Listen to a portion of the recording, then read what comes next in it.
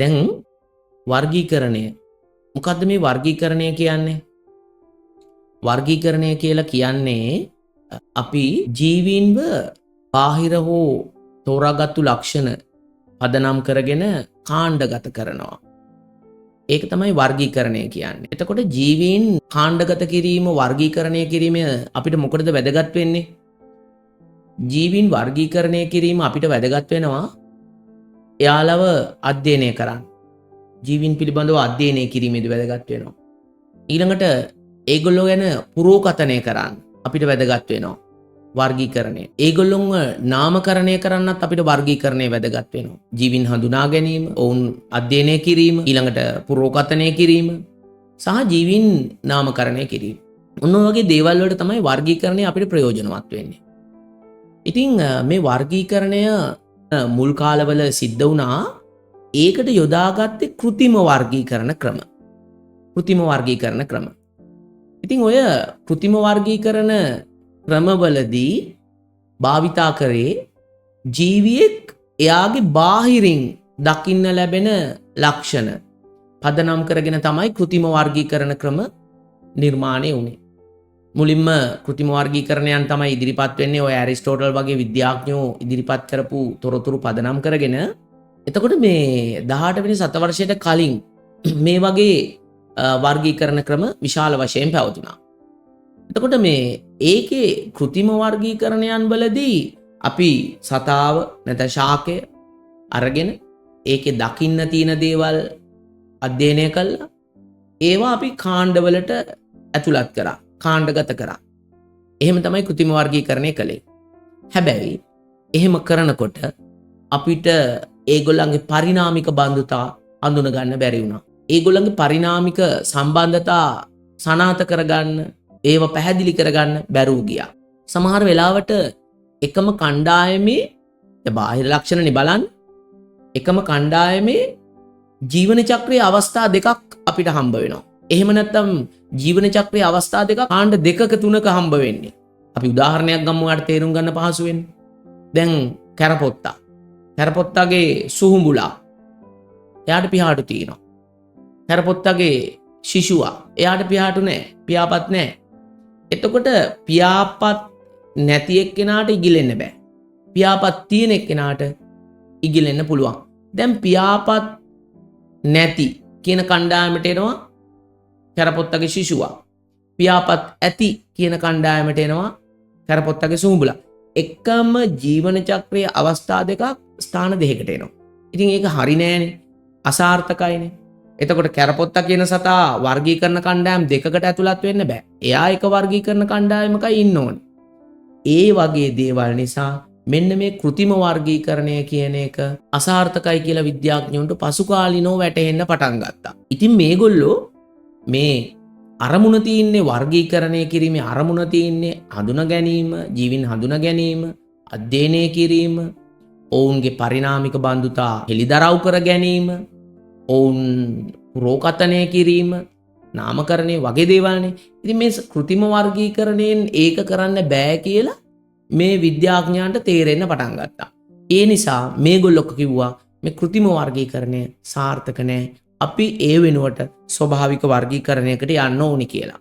ඔන්න ඔහොමයි ස්වභාවික වර්ගීකරණය සඳහා පිවිසීම සිද්ධ වෙන්නේ.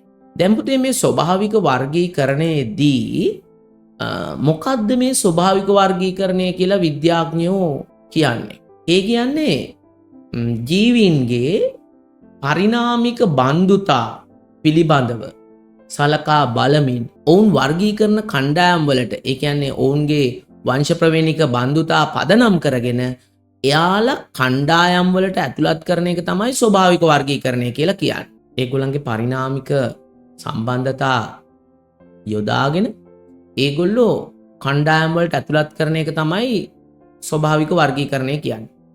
ඉතින් මේ ස්වභාවික වර්ගීකරණය තුල ඔය වර්ගීකරණයේ අරමුණු ඉෂ්ට වෙනවා. මොනවද? අර ඉස්සෙල්ලා කියපු ඒවා. එතකොට ඒ නිසා පසුකාලීනව තීරණය කළා වඩාත්ම හොඳ මේ කෘතිම වර්ගීකරණය නෙමෙයි ස්වභාවික වර්ගීකරණය කියලා. හරිද?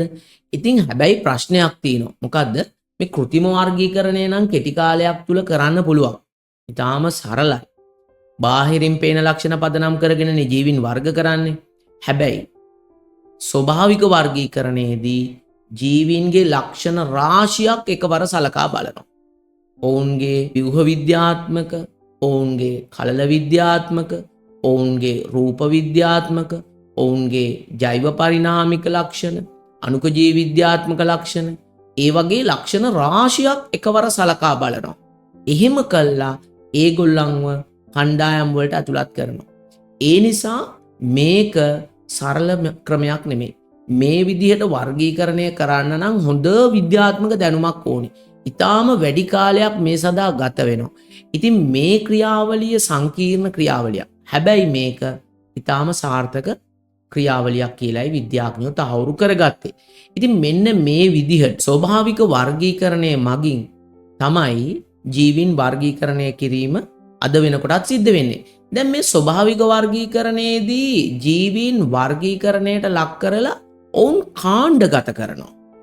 ස්වභාවික වර්ගීකරණයේ කාණ්ඩ තියෙනවා. ඒවට අපි කියන්නේ ටැක්සෝන කියලා. ටැක්සන්ස්, ටැක්සෝන. ඉතින් මොනවද මේ ටැක්සෝන? ස්වභාවික වර්ගීකරණය තුල ජීවීන් ඇතුළත් ටැක්සෝන කීපයක් හඳුනගත්තා. ඒගොල්ලන්ගේ ඒ ටැක්සෝන අනුපිළිවෙලින් පෙළ ගැස්සුවා. ඒ කියන්නේ කුඩා ටැක්සෝන තියෙනවා. ඒවා එකතු වෙලා හැදෙන ඊට වඩා ටිකක් සංකීර්ණ ටැක්සෝන තියෙනවා. ඒවා එකතු වෙලා හැදෙන ඊටත් වඩා සංකීර්ණ ටැක්සෝන තියෙනවා. ඉතින් මේවා අනුපිළිවෙලට පෙළ ගැස්සුවා. පෙළ ගැස්සුවාම ලැබෙනවා පිළිවෙලක්. මෙන්න මේ පිළිවෙලට කියනවා ධූරාවලියක් කියලා. ස්වභාවික වර්ගීකරණයේ ධූරාවලියක් කියලා කියනවා. ඉතින් මේ ස්වභාවික වර්ගීකරණ ටැක්සෝනවල ධූරාවලිය ආරෝහණ හෝ අවරෝහණ අනුපිළිවෙලට පෙළ ගස්සන්න පුළුවන්. ස්වභාවික වර්ගීකරණ ධූරාවලියේ විශාලම වර්ගීකරණ ටැක්සෝනය හැටියට එන්නේ අධිරාජධානීය ඩොමේන්. අධිරාජධානීය. ඒ ඩොමේන් එකක් ඇතුලේ රාජධානි කීපයක් තියෙනවා. කින්ඩම් කීපයක් තියෙනවා. රාජධානි කියන්නේ ඩොමේන් එකක් ඇතුලේ තියෙන ඊට වඩා කුඩා වර්ගීකරණ මට්ටම්. ඊට වඩා තවදුරටත් ඒ රාජධානියක් ඇතුලේ තියෙනවා වර්ගීකරණ මට්ටම් කීපයක් ඊට වඩා කුඩා ඒවා. අපි ඒවට කියනවා ෆයිලම්ස්, වංශ කියලා. වංශ. ඊට ඒව ඇතුලේ තවදුරටත් වර්ගය තියෙනවා, ක්ලාසස්. හරිද? ක්ලාස්.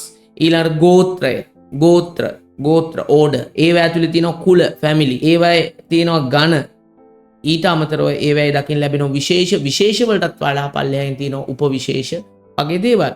එතකොට මේවා අනුපිළිවෙලින් අපි පෙළ ගැස්සුවොත් අධිරාජධානිය, රාජධානිය, වංශය, වර්ගය, ගෝත්‍රය, කුලය, ගණය, විශේෂය කියලා අපිට පෙළ ගස්සන්න පුළුවන්. ඉතින් මෙන්න මේ විදිහට ඕනම ජීවියෙක්ගේ වර්ගීකරණ කණ්ඩායම් පෙළ ගැස්සුවාම එයාගේ වර්ගීකරණ ධූරාවලිය අපිට පිළියෙල කරගන්න පුළුවන්. ඉතින් මෙන්න මේ ස්වභාවික වර්ගීකරණය තුළ මේ විදිහට ජීවීන් වර්ගීකරණ ධූරාවලි වලට සම්බන්ධ කරා. එහෙම කරාම අපිට පුළුවන් එක සමාන වංශ, එක සමාන රාජධානි, එක සමාන ජීවීන් අධිරාජධානි වලට ඇතුළත් කරලා ඒගොල්ලොන්ව තවදුරටත් අධ්‍යයනය කරන්න. ඉතින් ඒ නිසා මේ ස්වභාවික වර්ගීකරණ විද්‍යාඥයෝ හොඳ වර්ගීකරණයක් හැටියට හඳුනගත්තා. අදටත් ඒ වර්ගීකරණය තුළ අපි භාවිතා කරන්නේ ඔන්න ඔය කියන අධිරාජධානි, රාජධානි පදනම් කරගත්තු ස්වභාවික වර්ගීකරණ ක්‍රමය. ඉතින් මේ යටතේ අපි ඉදිරි කාලයේදී ජීවීන්ව අධිරාජධානි යටතට ඇතුළත් කරනවා, ඔවුන් රාජධානි යටතට ඇතුළත් කරනවා, වංශ යටතට ඇතුළත් කරනවා. ඔයාගේ සිලබස් එකේදී වර්ග, ගෝත්‍ර, කුල, ගණ, විශේෂ කියන ඒවා ගැන අපි සාකච්ඡා කරන්නේ ඊටාම සුළුවෙන්. ඒවා ගැන වැඩි විස්තර සාකච්ඡා කරන්නේ නැහැ. හැබැයි මතක තියාගන්න මේ ස්වභාවික වර්ගීකරණ ධූරාවලිය නැත්නම් ස්වභාවික වර්ගීකරණය තුළ අපිට හම්බ වෙන ටැක්සෝන සියල්ල මිනිසා විසින් නිර්මාණය කරන ලද, මිනිසා විසින් ගොඩනගන ලද වර්ගීකරණ මට්ටම්. ඒ අතරින් ස්වභාවික පරිසරය අපිට දකින්න පුළුවන් ස්වභාවිකව තියෙන එකම ටැක්සෝනය තමයි විශේෂය.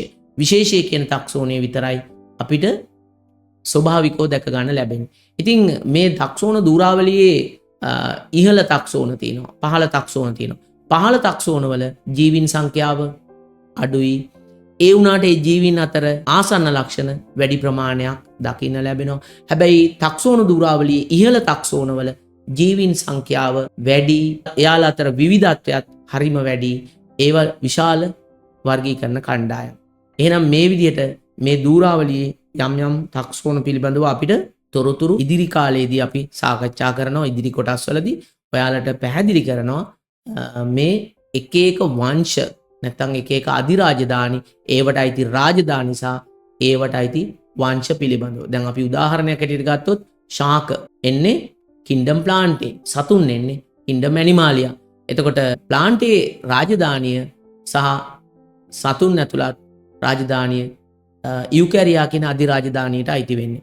එතකොට මේ ශාක රාජධානිය බ්‍රයෝෆයිටා, ටෙරෝෆයිටා, ලයිකෝෆයිටා, සයිකොඩෝෆයිටා, කොනිෆොරෝෆයිටා සහ ඇන්තෝෆයිටා කියන වංශ වලට අපි බෙදලා වෙන් කරනවා. ඊළඟට ඇනිමාලියා රාජධානිය නිඩාරියා, ප්ලැටිහෙල්මින්තෙස්, ඇනලිඩා, මොලුස්කා, ආත්‍රපෝඩා, එකයිනෝඩර්මේටා සහ කෝඩේටා කියන වංශවලට අපි ඇතුළත් කරලා පැහැදිලි කරනවා. ඉතින් මේවා ඊළඟ කොටස් වලදී අපි සාකච්ඡා කරනවා වැඩි විස්තර සහිතව. ඒ කොටස් වලදී අපි ඒ ගැන සලකා බලමු.